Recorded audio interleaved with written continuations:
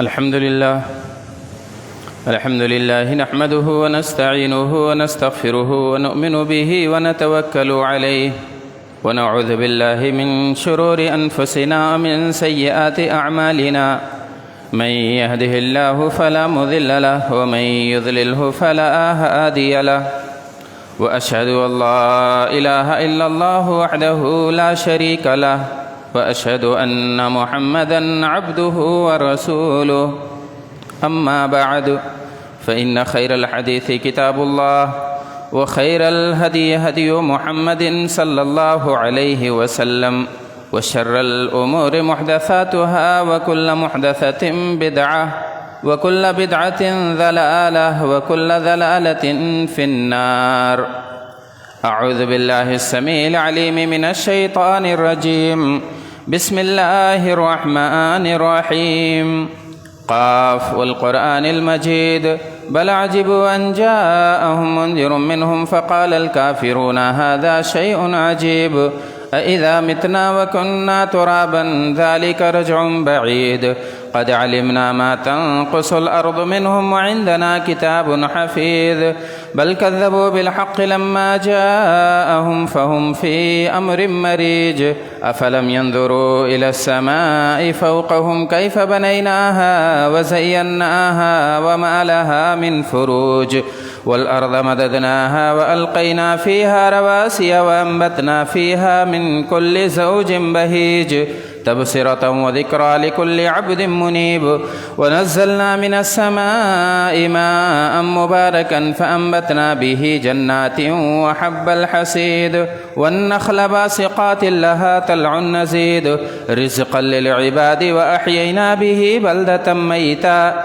كذلك الخروج كذبت قبلهم قوم نوح وأصحاب الرس وثمود وعاد وفرعون وإخوان لوط وأصحاب الأيكة وقوم تبع كل كذب الرسل فحق وعيد أفعينا بالخلق الأول بل هم في لبس من خلق جديد. وقال تعالى في موضع آخر واعتصموا بحبل الله جميعا ولا تفرقوا واذكروا نعمة الله عليكم إذ كنتم أعداء فألف بين قلوبكم فأصبحتم بنعمته إخوانا. وعن عرباض بن سارية رضي الله عنه قال وعظنا رسول الله صلى الله عليه وسلم موعظة بليغة وجلت منها القلوب وذرفت منها العيون فقلنا يا رسول الله كأنها موعظة معدع فأوصنا قال أوصيكم بتقوى الله عز وجل والسمع والطاعة وإن تعمر عليكم عبد حبشي فإنه من يعش بعدي فسيرى اختلافا كثيرا فعليكم بسنتي وسنة الخلفاء الراشدين المهديين عضوا عليها بالنواجذ وإياكم ومحدثات الأمور فإن كل محدثة بدعة رواہ ابو داؤد. محترم حاضرین جمعہ، عزیز بچوں، میری ماں اور بہنوں،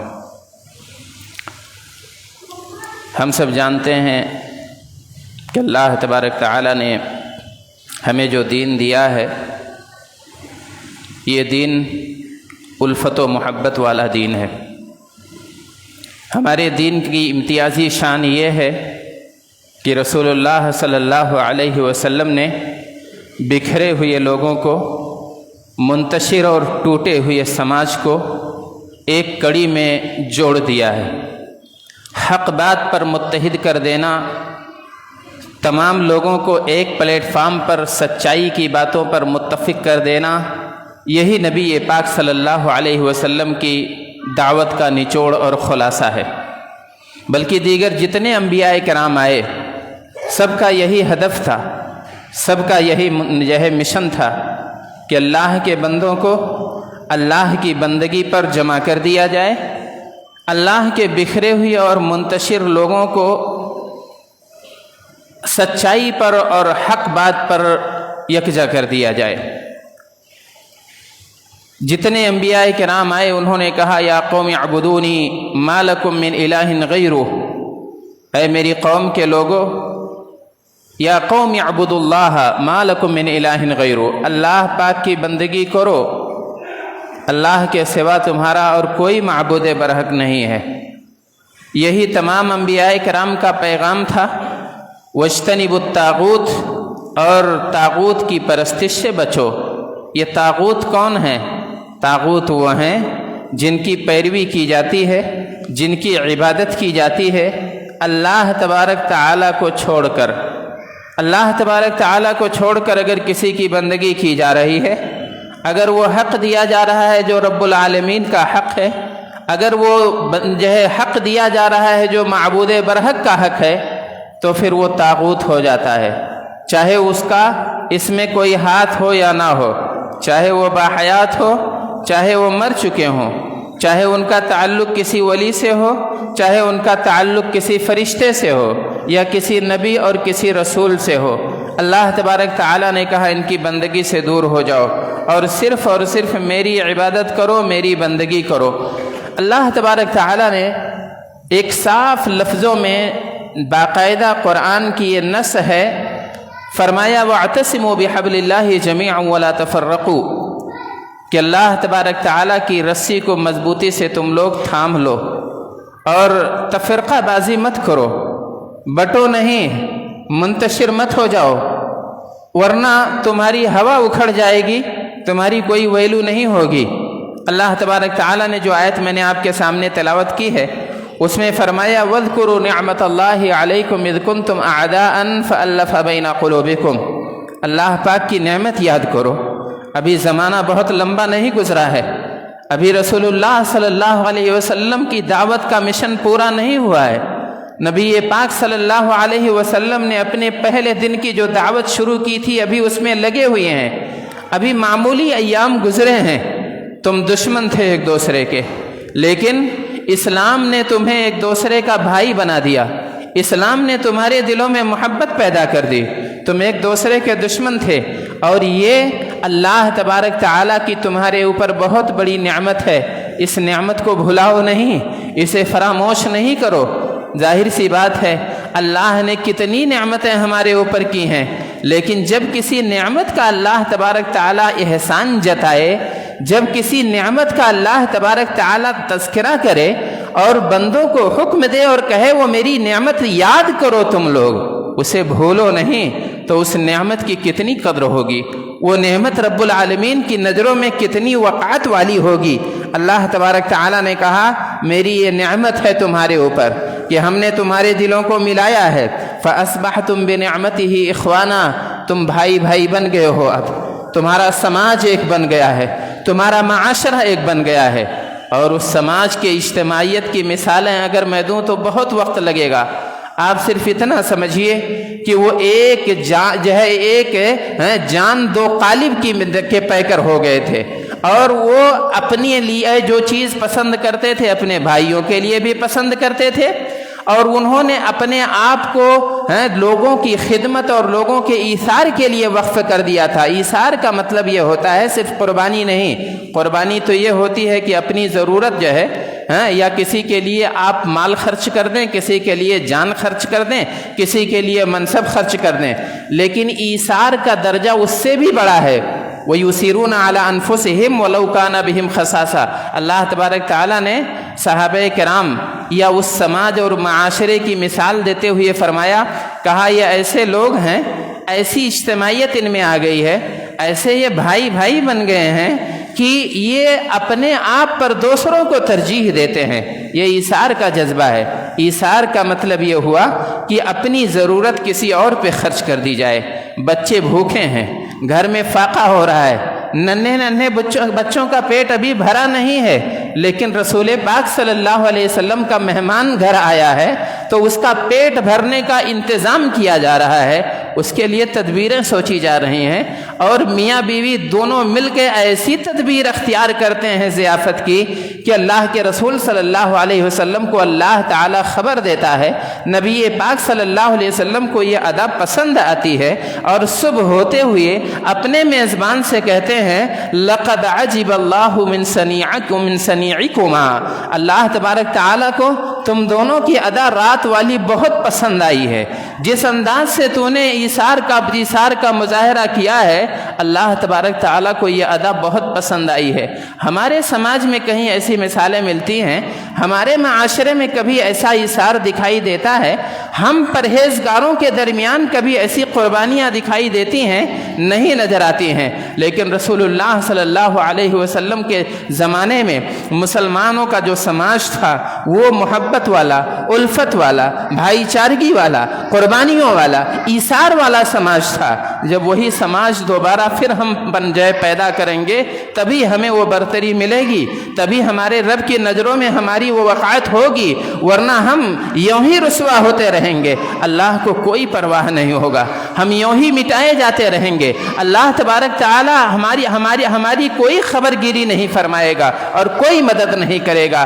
اپنی بربادی میں شامل ہے قصور اپنا بھی، ہم نے اللہ کو ناراض کیا ہے اس لیے ہم بربادی کے راستے پر ہیں، ہم نے اللہ تبارک تعالیٰ کی غضب مول لی ہے اس لیے اللہ تبارک تعالیٰ کی نوازشوں سے ہم دور ہوتے جا رہے ہیں۔ اللہ تبارک تعالیٰ نے کہا ہم نے بھائی بھائی بنایا تھا، ہلاکت کے دہانے پہ تم بھی پہنچ چکے تھے، جیسے بہت ساری قومیں ہلاک و برباد ہو گئیں، جیسے تباہ ہو گئیں، جیسے عاد و سمود کو مٹا دیا گیا، جیسے صالح کی قوم کو نیست و نابود کر دیا گیا، جیسے نوح علیہ السلام کی قوم کو تہو بالا کر دیا گیا۔ تم بھی برباد ہونے والے تھے، تم بھی ہلاک ہونے والے تھے، تم آگ کے دہانے پہ پہنچ چکے تھے۔ وَكُنْتُمْ عَلَى شَفَا حُفْرَةٍ مِّنَ النَّارِ فَأَنْقَذَكُم مِّنْهَا، لیکن اللہ تبارک تعالیٰ نے تمہیں اسلام کی نعمت دے کر اس سے تمہیں بچا لیا ہے۔ كَذَلِكَ يُبَيِّنُ اللَّهُ لَكُمْ آيَاتِهِ لَعَلَّكُمْ تَهْتَدُونَ، اللہ تبارک تعالیٰ ایسے ہی اپنی ہدایتیں، اپنی نشانیاں، اپنے واقعات، اپنے احسان تم پر جتاتے رہتا ہے، تمہیں یاد دلاتے رہتا ہے، اس لیے یاد دلاتا ہے تاکہ تم اگر بھٹکے ہوئے ہو تو پلٹ آؤ، راہ راست پہ آ جاؤ۔ آج ضرورت اس بات کی ہے کہ اللہ نے قرآن پاک میں جو مثالیں ہمارے لیے رکھی ہیں، جو قیامت تک آنے والے لوگوں کے لیے جو نشانیاں اور عبرتیں رکھی ہیں، ان عبرتوں کو دیکھنا چاہیے۔ کیوں اللہ تبارک تعالیٰ ذکر کرتا ہے دیگر اقوام کا؟ کیوں ان کی تباہیوں کا تذکرہ کرتا ہے؟ کیوں یہ بیان فرماتا ہے کہ ہم نے فلاں قوم پر یہ عذاب نازل کیا تھا اور فلاں قوم کی بربادی کے اسباب یہ تھے، تاکہ ہم ان سے عبرت پکڑیں، تاکہ ہم ان سے نصیحتیں حاصل کریں۔ صرف یہ قصے نہیں ہیں، قرآن کی صرف یہ کہانیاں نہیں ہیں، صرف گزری ہوئی اقوام کی تاریخیں نہیں ہیں، بلکہ وہ ہمارے لیے عبرت کی چیز ہیں، ہمارے لیے نصیحت کی چیز ہیں، اور ہمیں اس روش کو چھوڑ دینا چاہیے جو مغضوب علیہم کی روش ہے۔ ہمیں ان قوموں کے اطوار کو ترک کر دینا چاہیے جن پر اللہ تبارک تعالیٰ کا غضب نازل ہوا ہے۔ بہت ساری اقوام ہیں، آج مثالیں صرف قرآن پاک سے نہیں بلکہ اپنے سماج سے بھی لینے کی ضرورت ہے۔ اپنی 1400 سالہ تاریخ بھی اٹھا کر دیکھیے، 800 سال طویل مدت تک حکومت کرنے والی حکومتیں ختم ہو گئی ہیں، ہزار برس تک قیادت کرنے والی سلطنتیں مٹائی جا چکی ہیں۔ اللہ تبارک تعالیٰ نے ان میں نشانیاں رکھی ہیں۔ اندلس کی تاریخ بہت بیان کی جاتی ہے، آپ حضرات کو بہت بتایا جاتا ہے، لیکن ان کی تباہی کے اسباب بھی ہمیں دیکھنا چاہیے، ان کی ہلاکت کے اسباب بھی ہمیں دیکھنا چاہیے۔ چھوٹی سی ریاست تھی اور اس میں طوائف الملوکی کا سسٹم عام ہو گیا تھا، ہر شہر میں ایک حاکم بنا بیٹھا ہوا تھا، ہر جگہ صوبے اور علاقے کا ایک سرپرست بنا ہوا تھا، اور تمام لوگ مختلف قبائل میں بٹے ہوئے تھے۔ مدد کی ضرورت ہوتی تھی، جب عیسائیوں کی طرف سے الغار ہوتا تھا، جب ان پر زیادتیاں ہوتی تھیں، تو یہ نہیں کہ اپنے غلطیوں اور اپنے جرائم کو یاد کریں اور اس کی اصلاح کریں، بلکہ دوسرے دشمنوں سے مدد لیا کرتے تھے، انہیں تاوان دیتے تھے، انہیں جزیہ دیتے تھے، اپنی چھوٹی سی ننھی سی سلطنت بچانے کے لیے دشمنوں سے مل جایا کرتے تھے، ضرورت پڑتی تھی تو مسلمانوں پر ہی حملے کر دیا کرتے تھے۔ اور ہوا کیا کہ ادھر عیسائی سلطنت ایک بادشاہ کے تحت، ایک ہی قیادت کے تحت تحت خوشحالی کی زندگی گزار رہی تھی اور وہ تدبیر کر رہے تھے اندلس سے مسلمانوں کے خاتمے کی، اور مسلمان ان کا آلۂ کار بن رہے تھے۔ مسلمانوں میں انتشار تھا، مسلمانوں میں اتحاد کا نام و نشان ختم ہو چکا تھا۔ اللہ تبارک تعالیٰ نے اس عظیم سلطنت کو بھی مٹا دیا۔ جب اموی کمزور ہوئی، اموی خلافت سن 5 ہجری کی بات ہے، جب یہ کمزور ہو گئے تب لوگوں نے اپنی قیادتیں، اپنی سلطنتیں بنا لی، چھوٹی چھوٹی ریاستیں انہوں نے بنا لی، جسے طوائف الملوکی کا نام دیا جاتا ہے۔ اللہ تبارک تعالیٰ کا غضب نازل ہوا، اللہ تبارک تعالیٰ کا عقاب نازل ہوا۔ میرے بھائیوں اور دوستو، ذرا غور کریں، کہیں ہم بھی تو اس غلطی کے شکار نہیں ہیں؟ کہیں ایسا تو نہیں ہے کہ ہمیں حقیقی دشمن کا تعارف ہم سے نہیں کرایا گیا؟ کہیں ایسا تو نہیں کہ ہماری دینی سیادتیں اور ہماری سیاسی قیادتوں نے ہمیں اپنے خیرخواہوں سے دور کر دیا ہے؟ اور جب آپ غور کریں گے تب آپ دیکھیں گے کہ آپ کو پتہ چلے گا کہ باقاعدہ منبر و محراب سے اپنے لوگوں کو بتایا جاتا ہے کہ تمہارے سب سے بڑے دشمن وہ لوگ ہیں جو تمہارے مسلک کے مخالف ہیں، تمہارے سب سے بڑے دشمن وہ لوگ ہیں جو تمہارے مسلک کو پسند نہیں کرتے ہیں، جو تمہاری فقہ کو قبول نہیں کرتے ہیں۔ یہ نہیں بتایا جاتا ہے کہ وہ دشمن ہیں جو تمہارے دین کے دشمن ہیں، جو تمہارا دین مٹانا چاہتے ہیں، جو تمہارے دین کا چراغ بجھانا چاہتے ہیں۔ اسی لیے تو ان کے ساتھ خیر سگالیوں کے پروگرام ہوتے ہیں، ان کے ساتھ یکجہتی کے پروگرام ہوتے ہیں، لیکن اپنے لوگوں کے بیچ آپ نے کبھی سنا کہ خیر سگالی کا کوئی پروگرام ہوا ہے؟ کبھی لوگوں کو جوڑنے کی بات کی گئی ہے؟ کبھی اعلان منبر سے اعلان کیا گیا ہے اور بتایا گیا ہے کہ یہ اختلاف بھلایا جائے، یہ انتشار چھوڑا جائے، مسلکی اختلافات اور فقہی اختلافات یہ چیز کبھی ختم ہونے والی نہیں ہے؟ اللہ تبارک تعالیٰ کی یہ سنت ہے۔ اللہ تعالیٰ نے تقریباً امت کے 80% مسائل میں اتفاق رکھا ہے، باقی 20% یا 15% مسائل میں اجتہادی اختلاف ہے، اور یہ اختلاف کوئی نیا نہیں ہے، یہ تو ابتدائی اسلام سے چلا آ رہا ہے۔ فقہی اختلاف تو صحابہ کرام کے دوران بھی تھا، اجتہادات میں یا آراء میں اختلاف تو صحابہ کرام کے دوران بھی تھا، ان میں بھی اختلاف ہوتا تھا، لیکن یہ فقہی اختلاف، یہ مسلکی اختلافات انتشار کا سبب نہیں بنتا تھا، دشمنی اور عناد کا سبب نہیں بنتا تھا، گروہ بندیوں کا سبب نہیں ہوتا تھا، بلکہ اس اختلاف کی حد وہیں تک رکھی جاتی تھی جو اس کی حد ہوتی تھی۔ میں مثالیں دوں، اللہ کے رسول صلی اللہ علیہ وسلم کے ایک عظیم صحابی حضرت عثمان غنی رضی اللہ عنہ، عثمان غنی رضی اللہ عنہ کا معاملہ یہ تھا کہ یہ قصر کے تعلق سے ان کی اپنی الگ رائے تھی۔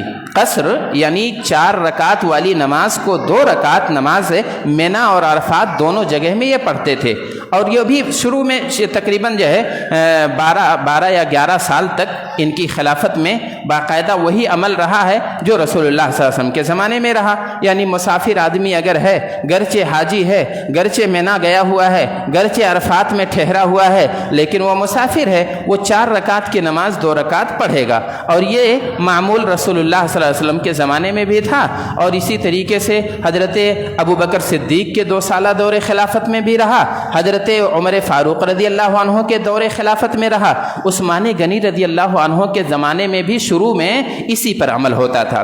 لیکن حضرت عثمان غنی رضی اللہ عنہ نے اجتہاد کیا، انہوں نے کہا دیکھو میرے اہل و عیال مکے میں ہیں، اور میں جب مکے آؤں گا، جب میں مینا میں جاؤں گا، جب میں عرفات میں رہوں گا تو میں مقیم کہلاؤں گا اور میں پوری نماز پڑھوں گا، اس لیے کہ یہ مقدس جگہیں ہیں، میں پوری نماز ادا کروں گا۔ صحابہ کرام کو اختلاف تھا، صحابہ کرام اس رائے سے متفق نہیں تھے۔ عبداللہ ابن مسعود نہایت عظیم صحابی ہیں، یہ بھی جب انہیں خبر دی گئی کہ ایسا انہوں نے کیا ہے، حضرت عثمان غنی رضی اللہ عنہ نے اپنی اجتہاد کی بنیاد پر، رسول اللہ صلی اللہ علیہ وسلم کے فرمودات سے استنباطات کی بنیاد پر انہوں نے پوری نماز پڑھی۔ جب یہ خبر انہیں ملی تب عبداللہ ابن مسعود رضی اللہ عنہ نے کہا انا للہ و انا الیہ راجعون۔ یہ انا للہ و انا الیہ راجعون تعجب کے وقت کہا جاتا تھا۔ انہیں تعجب ہوا کہ عثمان غنی رضی اللہ عنہ جیسی عظیم شخصیت کیسے انہوں نے یہ اجتہاد کیا، اور आप कैसे पूरी नमाज पढ़ रहे हैं? नबी पाक सल्लल्लाहु अलैहि वसल्लम की सुन्नत तो ये रही है, लेकिन एक मौका आया कि अब्दुल्ला इब्न मसऊद भी मिना में हज़रत उस्मान गनी रज़ी अल्लाह अन्हु की इमामत में नमाज पढ़ रहे होते हैं, पूरी नमाज पढ़ते हैं, इख्तलाफ नहीं करते हैं। किसी पूछने वाले ने कहा आप तो उनकी राय से इख्तलाफ रखते हैं, आपको तो इत्तेफाक नहीं है। आपको जब खबर दी गई तो आपने ताज्जुब का इजहार किया था। उस्मान गनी रज़ी अल्लाह अन्हु के अमल पर इन्ना लिल्लाहि व इन्ना इलैहि राजिऊन कहा था, आप कैसे पूरी नमाज पढ़ रहे हैं? तब उन्होंने कहा अवल खिलाफ शर्र, इख्तलाफ करना ये बुरी बला है, इख्तलाफ करना बहुत बुरी चीज़ है, इख्तलाफ से मैं बचना चाह रहा हूँ। मेरे भाइयों और दोस्तों, ये जज्बा कब दिखाया जाएगा? कब हमारे उलमा ये जज्बा दिखाएंगे? कब इस चीज़ पर अमल किया जाएगा? हज़रत उस्मान गनी रज़ी अल्लाह अन्हु के अलावा और भी मिसालें बहुत सारी हैं। हज़रत अली रज़ी अल्लाह अन्हु का मामला देखिए, कितना शदीद इख्तलाफ था। जंग सिफ़ीन वाक़ हो गई, मुसलमानों के दो गिरोहों का आपस में टकराव हो गया। टकराव मामूली नहीं था, टकराव इंतहाई खूनी था। टकराव ऐसा था जिसमें बहुत सारी शहादतें हो गई थीं, जिसमें दोनों तरफ से बहुत सारे लोग शहीद हो गए थे। हज़रत अली रज़ी अल्लाह अन्हु को खबर मिलती है कि लोग जो है मेरी राय की मदह करते हैं, कुछ लोग ऐसे हैं जो मेरी तारीफ़ करते हैं और अहले शाम की बुराई करते हैं, हज़रत मुआविया रज़ी अल्लाह अन्हु की बुराई करते हैं।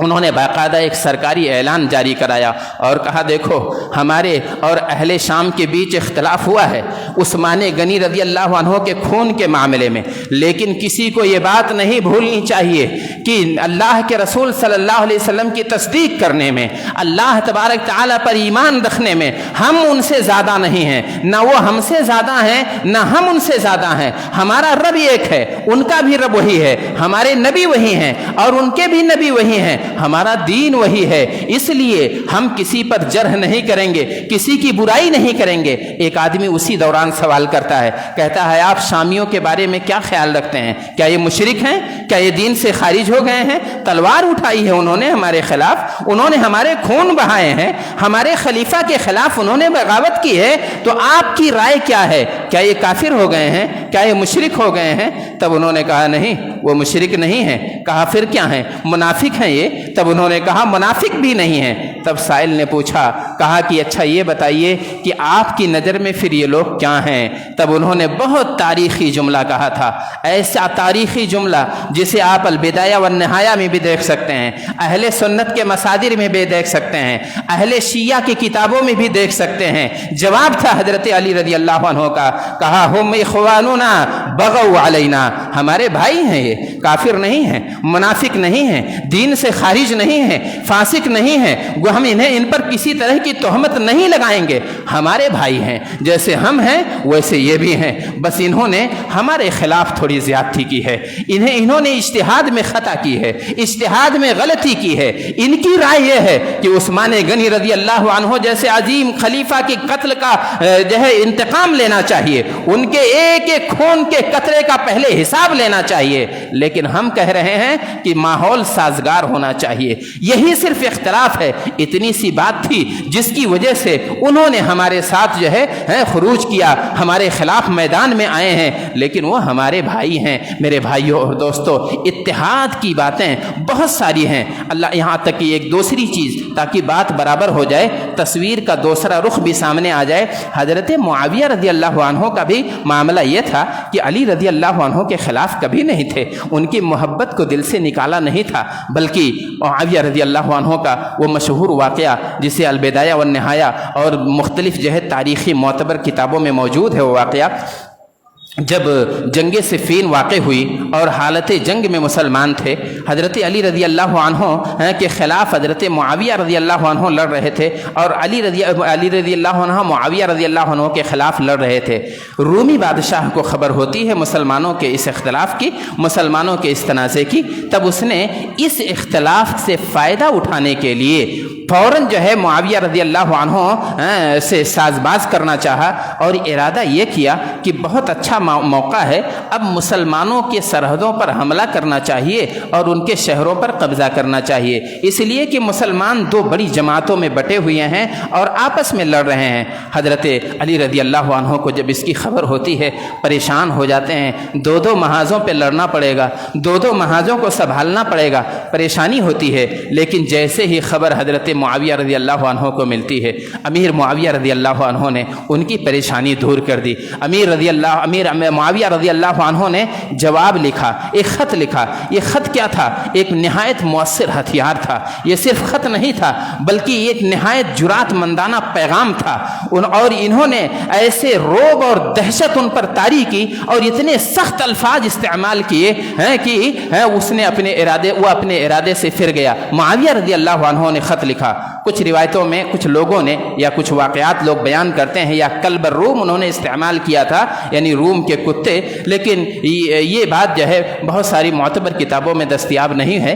इसलिए उन्होंने ये जुमला ये चीज़ मौजूद है कि उन्होंने लिखा था, कहा ए रूम के मलऊन शख्स, मुझे तुम्हारी बुरी नीयत की खबर हुई है और मैंने सुना है कि तुम ऐसे ऐसे अज़ाइम रखते हो हमारे खिलाफ, लेकिन कान खोल कर सुन लो कि अभी तुम बाज आ जाओ, अभी तुम अपने शहर को वापस चले जाओ, वरना तुम ये सुन लो कि मैं अपने चचाजाद भाई के साथ सुलह करने जा रहा हूं और हम दोनों मिलकर तुम्हारे खिलाफ लड़ेंगे। अगर तुम इस शरारत से बाज नहीं आते हो तो कान खोलकर सुन लो कि जमीन की वसाअत के बावजूद भी जमीन तुम्हारे ऊपर तंग कर दी जाएगी। हम दोनों तुम्हारे ऊपर शेर की तरह टूटेंगे और तुम्हारे शहरों से भी बेदखल कर देंगे। लिहाजा तुम अपने इस जो है बुरी नीयत से बाज आ जाओ। जब उसे खबर मिलती है तब फौरन वो अपने इरादे से बाज आ जाता है। मेरे भाइयों और दोस्तों, ये थी हमारी अजमत की, ये हमारी अजमत के असबाब थे, ये हमारे सहाबे किराम और जो है हमारे असलाफ के कारनामे थे जो अपने मामूली या अपने ज़ाती मफाद को तज दिया करते थे, मिल्लत के मफाद को सामने रखते थे। ज़रूरत इस बात की है कि हम वो तारीख़ दोहराएं, ज़रूरत इस बात की है कि हम वही रवैया पेश करें। अल्लाह के रसूल सल्लल्लाहु अलैहि वसल्लम ने इंतशार की हर चीज़ को मिटाने के लिए बहुत सारी तालीमात दी हैं। जैसे आप सल्लल्लाहु अलैहि वसल्लम ने फरमाया, कहा बुग़्ज़ मत रखो, सिर्फ इंतशार की तालीम नहीं दी, साफ लफ्ज़ों में नस के साथ अल्लाह तबारक तआला ने भी हुक्म दिया, कहा जुड़े रहो, मुत्तहिद रहो, वरना कमज़ोर हो जाओगे, तुम्हारा रोब दूसरों के दिलों से ख़त्म हो जाएगा। अल्लाह के रसूल सल्लल्लाहु अलैहि वसल्लम ने भी मुख्तलिफ मकाम पर फरमाया, कहा बल्कि एक रिवायत आती है, आप सल्लल्लाहु अलैहि वसल्लम ने फरमाया, अल-मोमिन लिल-मोमिन कल बुनियान यशुद्दु बअदुहु बअदा, कि मोमिन एक दूसरे मोमिन के लिए दीवार की तरह है और ये एक दूसरे को मजबूती देने वाले हैं, एक दूसरे को जो है सपोर्ट देने वाले हैं।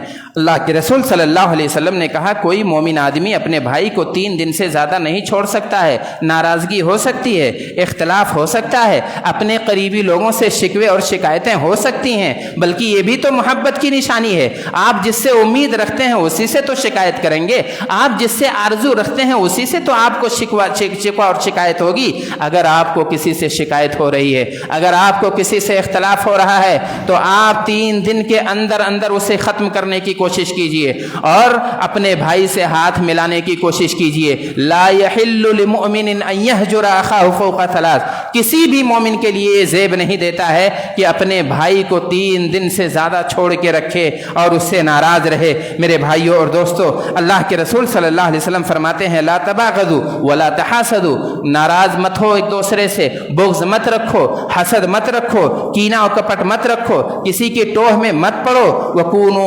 इबादल्लाहि इख्वाना, अल्लाह के भाई भाई बन जाओ। अपने मोमिन भाइयों के लिए दिल साफ कर लो, अपने भाइयों के लिए, अपनी बहनों के लिए, अपनी बीवियों के लिए, अपने समाज के लिए, अपने माशरे के लिए आप दिल साफ सुथरा कर लीजिए। वही दिल जन्नत में जाएगा जो इन गलाजतों से और इन बुराइयों से पाक होगा, वरना आपकी इबादतें भी नाकाम हो जाएंगी, आपकी रियाजतें भी बेकार हो जाएंगी अगर आपने दिल को साफ सुथरा नहीं रखा है। अल्लाह तबारक तआला ने फरमाया, इल्ला मन जाअ बिक़ल्बिन सलीम, मेरे पास रियायत उसकी होगी जो सलीम दिल लेकर आएगा। सलीम दिल सहाबे कराम का था, सलीम दिल सही सालिम दिल उस सहाबी का था जो आते हैं मस्जिद के अंदर, रसूलुल्लाह सल्लल्लाहु अलैहि वसल्लम उन्हें जन्नत की बशारत दे देते हैं। सहाबे कराम से कहते हैं एक आदमी अभी आने वाला है, अगर तुम चलता फिरता जन्नती देखना चाहते हो तो उस आदमी को देख लेना। एक सहाबी तशरीफ़ लाते हैं, वज़ू करके आते हैं, दाढ़ी से वज़ू का पानी टपक रहा होता है,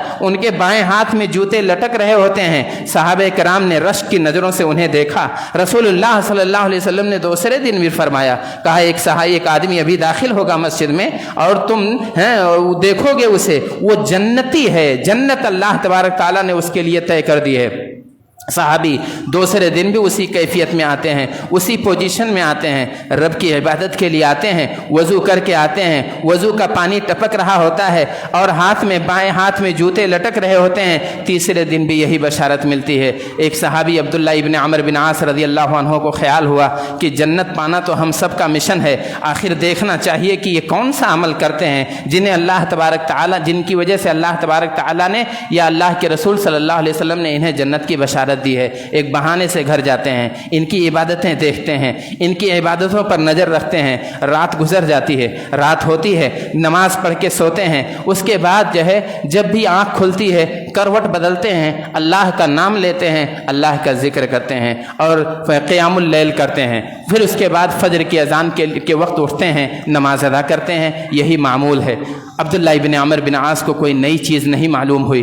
उन्होंने देखा कि ये सब काम तो हम सब लोग करते हैं, इतनी सी इबादत तो हम सब लोग करते हैं। उसके बाद उनसे मिलते हैं, कहते हैं देखिए मेरा कोई झगड़ा नहीं था, मैं घर से नाराज़ नहीं था, एक बहाना मुझे चाहिए था, आपकी इबादतें देखना चाहता था, आपकी रियाजतें देखना चाहता था। वजह ये थी कि हमारे नबी सल्लल्लाहु अलैहि वसल्लम ने लगातार 3 दिन तक बशारतें दी हैं और तीनों दिन आप ही तशरीफ़ लाए हैं, इसलिए मुझे यकीन हो गया कि वो सहाबी आप ही हैं, लिहाजा आपकी इबादत जानना चाहता था और मैंने कोई नई चीज़ नहीं देखी। उस सहाबी ने कहा देखिए कोई नई चीज़ नहीं है, बस जो तुमने देखा है वही है।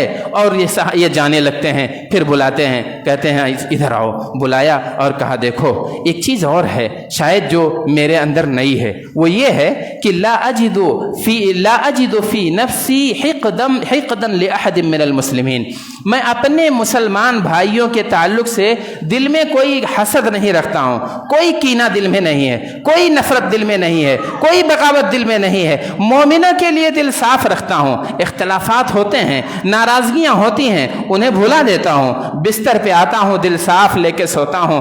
तब वो सहाबी कहते हैं यही चीज़ तो है जो हम नहीं कर पा रहे हैं और आप कर रहे हैं, वही दिल चाहिए, वही साफ सुथरा दिल चाहिए। मोमिनों के ताल्लुक से, अपने भाइयों के ताल्लुक से दिल साफ कर लीजिए और नाराज़गियाँ मिटाने की कोशिश कीजिए। इख्तलाफात हो सकते हैं, तनाज़ात हो सकते हैं, फ़िक़ही इख्तलाफात मुदव्वन हैं, फ़िक़ही इख्तलाफात रहेंगे। आपके सोचने में फ़र्क है, आपके ताकतों में फ़र्क है, आपकी क़ुव्वत बाजू में अल्लाह ने फ़र्क रखा है। तो अल्लाह तबारक ताला की ये सुन्नत रही है कि आरा का इख्तलाफ रहेगा, लेकिन उसको हम नफ़रत की बुनियाद ना बनाएं, उसको दुश्मनी की बुनियाद ना बनाएं। माहौल आप जानते हैं, उस पर कुछ देर मुझे गुफ्तगू करनी थी, लेकिन उसे बयान करने की ज़रूरत नहीं है। आज हमारी क्या हालत है, आज हिंदुस्तान में मुसलमानों की क्या पोजीशन है। आज हमारे दीन को तहफ़्फ़ुज़ की ज़रूरत है। दीन हमारी कोई इमारत नहीं है कि जिसको बचाने के लिए कानून का सहारा लेना है, जिसको बचाने के लिए ताकत और क़ुव्वत का ज़रिया अख्तियार करना है। दीन को अपने अंदर उतार लीजिए, आपका दीन महफूज हो जाएगा। दीन को आप अपने दिलों में उतार लीजिए, आपका दीन मामून हो जाएगा, आपके दीन को कोई खतरा नहीं होगा। आप दीन को अपने दिलों में उतार लीजिए। दीन दिलों में उतारेंगे तो अल्लाह तबारक ताला आपके अंदर तक़वियत पैदा करेगा। दीन अगर दिल में उतारेंगे, अल्लाह तबारक ताला को आपको मुफीद बना देगा, आपको आपके समाज पर एहसान करने वाला बना देगा।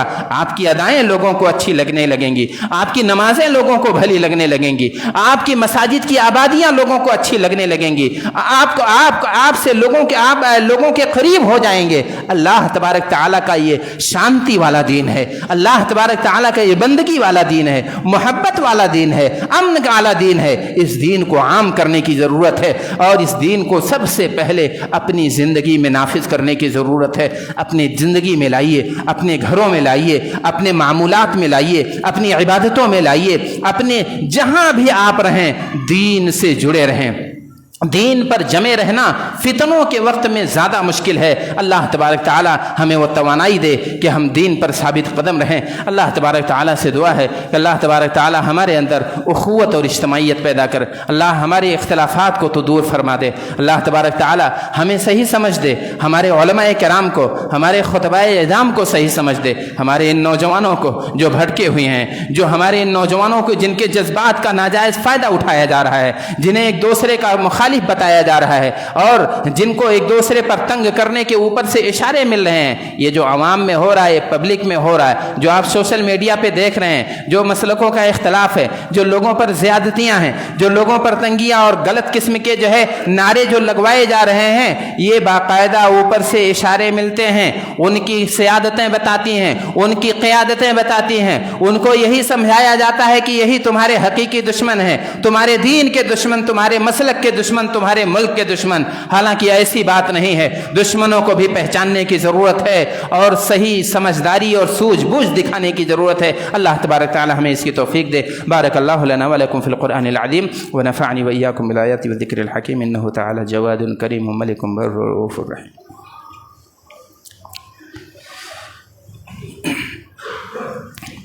الحمد لله نحمده ونستعينه ونستغفره ونؤمن به ونتوكل عليه ونعوذ بالله من شرور أنفسنا ومن سيئات أعمالنا، من يهده الله فلا مضل له ومن يضلله فلا هادي له، وأشهد أن لا إله إلا الله وحده لا شريك له، وأشهد أن محمدا عبده ورسوله. أما بعد، فإن خير الحديث كتاب الله، وخير الهدي هدي محمد صلى الله عليه وسلم، وشر الأمور محدثاتها، وكل محدثة بدعة، وكل بدعة ضلالة، وكل ضلالة في النار. أعوذ بالله السميع العليم من الشيطان الرجيم. بسم الله الرحمن الرحيم. إن الله وملائكته يصلون على النبي يا أيها الذين آمنوا صلوا عليه وسلموا تسليما. اللهم صل على محمد وعلى آل محمد كما صليت على إبراهيم وعلى آل إبراهيم إنك حميد مجيد. اللهم بارك على محمد وعلى آل محمد كما باركت على إبراهيم وعلى آل إبراهيم إنك حميد مجيد. عباد الله رحمني ورحمكم الله، إن الله يأمر بالعدل والإحسان وإيتاء ذي القربى وينهى عن الفحشاء والمنكر والبغي يعظكم لعلكم تذكرون. ولذكر الله تعالى أعلى وأولى وأجل وأهم وأتم وأكبر.